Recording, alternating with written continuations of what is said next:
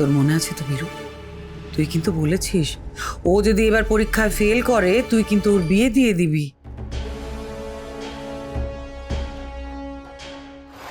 বীরু তোমার করা পুজোর প্রদীপের তাপ কোনোদিনও নেবে না।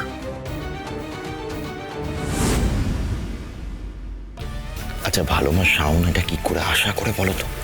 যে বাবা তার মুখ পর্যন্ত দেখতে চায় না, সে নাকি তার হাত থেকে আরতির তাপ নেবে?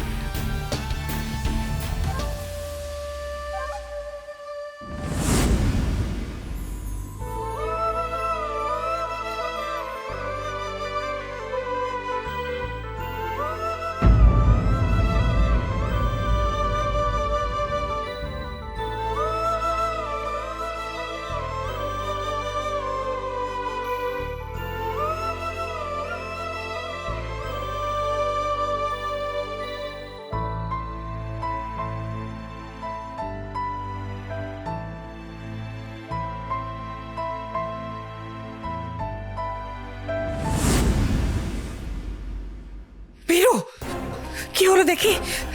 এই জন্য আমি তোকে বারণ করি, কেন তুমি বারবার ওর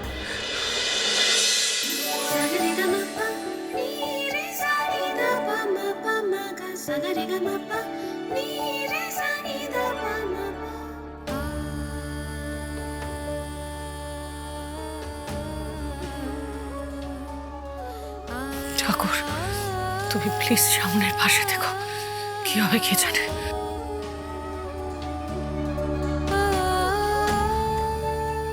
আসি দিদি।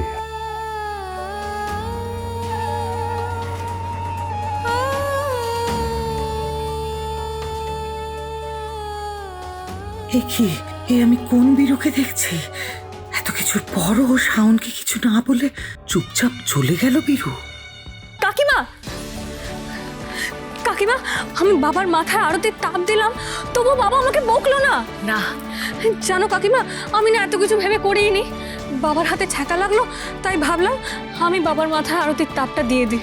আমার না খুব ভয় করছিল, কিন্তু কিন্তু বাবার প্রতি তোর ভালোবাসা আর ঈশ্বরের প্রতি ভক্তির কারণে মনের ভয় সমস্ত চলে গেছে, তাই তো? আর দেখো মুখে হাসি ফুটে উঠেছে। ঈশ্বর এইভাবেই যেন সবসময় তোর পাশে থাকেন শাওন। আর আমার বিশ্বাস দেখবি তোর বাবার রাগ একদিন কর্পূরের মতো উবে যাবে, আর তোরও সব সমস্যা মিটে যাবে মা, আমার সোনা মেয়ে।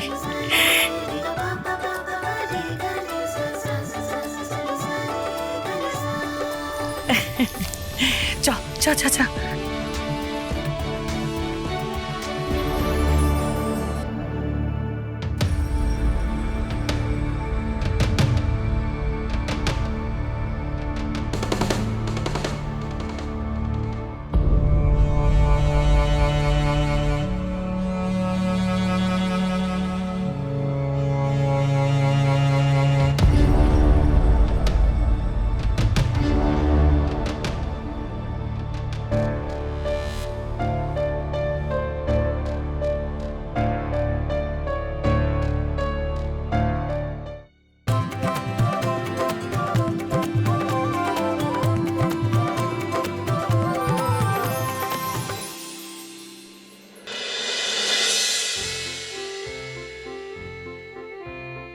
কি ব্যাপার দিদি, রাজীব ব্রেকফাস্ট খেতে এলো না? আসবে আসবে, বিথিকা তোকে ডাকতে গেছে। আরে আমি শুনে কি করব, আমি তো ওর কোনো কথা বুঝতেই পারছি না। ভেবে দেখো ও নিজে কতখানি আনন্দ পেয়েছে। সে আর বলতে। কি হলো, দুজনের এত আনন্দের কি হলো? ও কিছু নয় দাদা। কিছু না যখন বলেই ফেলো, এই আনন্দটা আমরাও ভাগ করে নিই।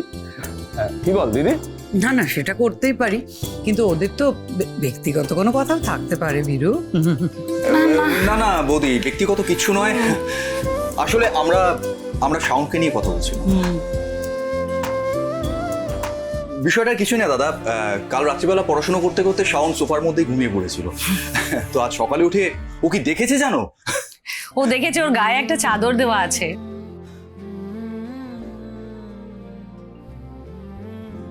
ও, এই জন্য তোমরা এত আনন্দ পাচ্ছ? না না দাদা, শুধু এখানেই শেষ নয়, আরো আছে। ও স্বপ্ন দেখেছে যে স্বয়ং ঈশ্বর নাকি এসে ওর গায়ে চাদর দিয়ে গেছেন। দাদা একবার ভেবে দেখো শাওনের ভাবনাটা কত দূর অবধি যেতে পারে।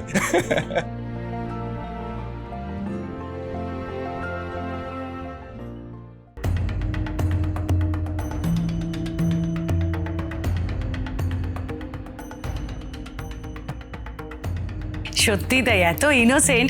দাদা ও তো ধরেই নিয়েছে ওর স্বপ্নটাই সত্যি হয়েছে। সত্যি বিতিকা, দেখো আমি মানছি যে শাওন তো বোকা, মানে ও কখন কি করে ও নিজেই জানে না।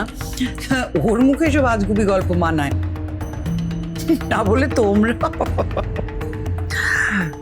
আচ্ছা আমাকে বলো তো, ঈশ্বর কি আমাদের পাশের বাড়িতে থাকেন যে উনি এসে শাওনের গায়ে চাদর দিয়ে চলে যাবেন? দেখো নিশ্চয়ই শাওনকে আমি চাদর দিয়ে ঢেকে দিয়েছিলাম।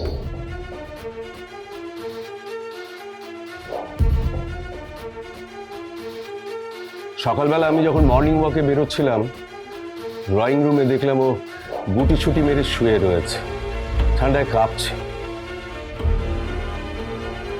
দেখে আমার খুব খারাপ লাগলো। আমি ঘর থেকে চাদরটা এনে ওকে ঢেকে দিই। এটা তেমন কিছু নয়। ওই যে মিডিয়াতে এখন দেখো না, একটা ছোট্ট বিষয়কে ফুলিয়ে ফাপিয়ে একদম বড় করে বার করে। তোমরাও দেখছি এরকম একটা সামান্য বিষয় নিয়ে বড় করে দেখছো।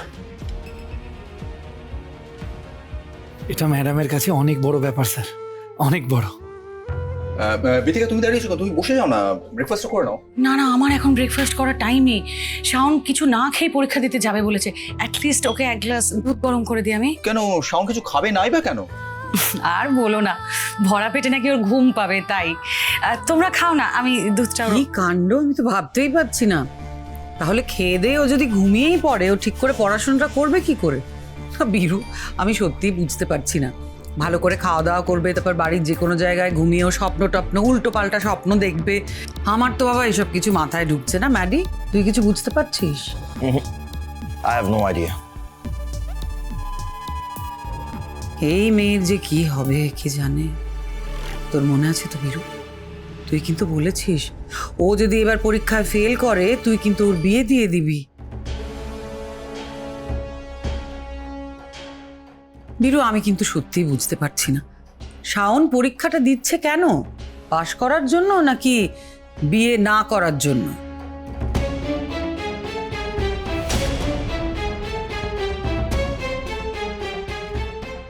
স্যার, শুভ, এসো। আমাদের সঙ্গে ব্রেকফাস্ট করে নাও। না স্যার, আমি খেয়ে এসেছি। বলছি ম্যাডামের পরীক্ষা দিতে যেতে দেরি হয়ে যাচ্ছে, আমি ওনাকে একবার ডেকে নিয়ে আসছি।